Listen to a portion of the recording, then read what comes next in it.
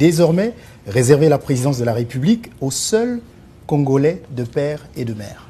Bon, d'abord, je commence par dire que Tchani, c'est un Congolais, jusqu'à preuve du contraire. C'est un Congolais qui a le droit de penser ce qui est bon pour son pays, selon lui. C'est son droit. Donc on ne va pas ici faire le procès de Tchani parce que nous voulons qu'il y ait la démocratie, que chacun puisse s'exprimer. Ça, c'est clair. Et d'ailleurs, à ce sujet, pour la petite histoire, je parlais avec un officiel belge pour lui dire, mais vous savez que chez vous, par exemple en Belgique, il y a des gens qui disent tout haut qu'ils sont contre la royauté. On ne les met pas en prison, on ne les fait pas taire. Mais est-ce que la royauté s'en va pour autant, elle change pour autant? Non. Le roi est là et il est bien là. C'est la même chose. Alors maintenant, puisque vous demandez mon avis, moi je fais simplement un constat. Je ne vais pas donner mon avis, j'ai pas envie de rentrer dans cette polémique que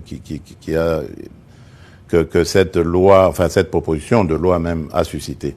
Mais je dirais simplement, est-ce que être Congolais de père et de mère suffit à garantir une bonne gestion des Congolais de père et de mère, des autres Congolais, de nos compatriotes, de père et de mère ou d'un père, d'une mère, voilà. Donc, est-ce que cela suffit comme critère pour servir son pays de manière loyale, fidèle, et ses compatriotes de manière convenable?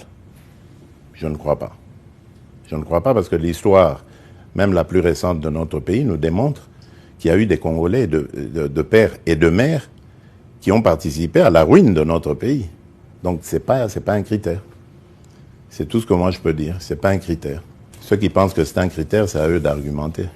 Merci beaucoup, monsieur le